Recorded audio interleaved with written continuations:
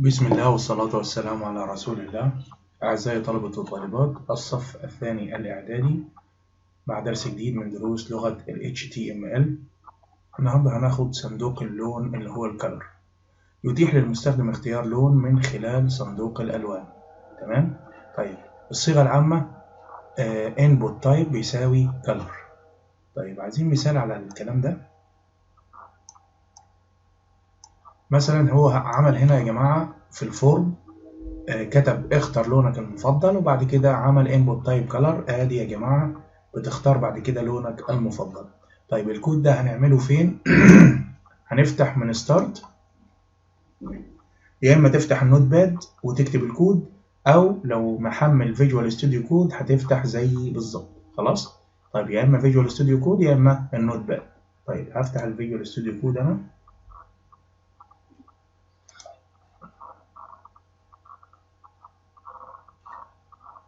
وبعدين هعمل فايل نيو فايل، هختار اللغة select language، هختار HTML.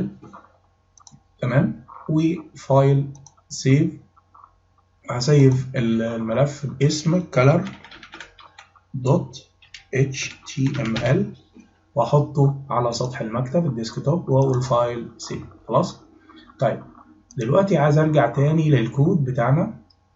عشان اعمل الكود دي انا محتاج اعمل كود ال HTML.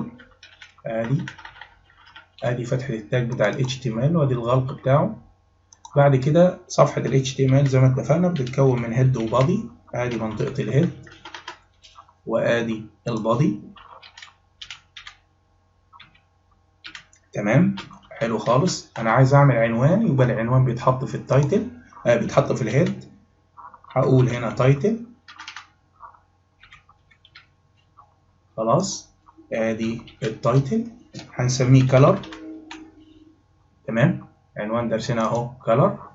طيب، بعد كده انا في البادي هعمل ايه؟ هفتح فورم.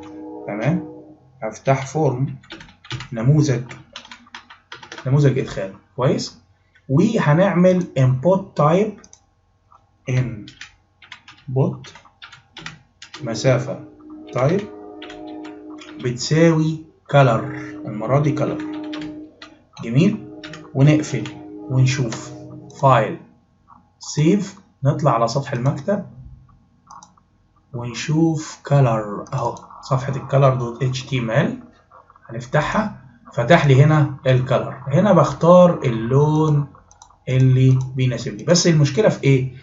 ان الكالر موجود بس مش محطوط له تمييز. طب نحط التمييز بتاعنا عشان يعرف اليوزر انه المفروض يختار ايه؟ كالر. تمام،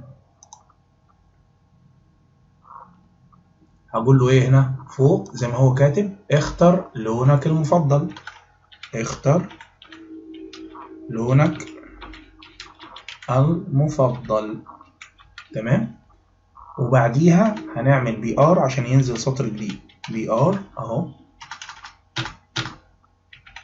بي ار عشان ينزل سطر جديد. وبعدين اقول له فايل سيف ونشوف التأثير بتاعه اهو. ريفرش، اختر لونك المفضل اهي يا جماعة زي ما انتم شايفين. وهنا بفتح وبختار اللون بتاعي، اي لون. تمام، بتختار لونك المفضل.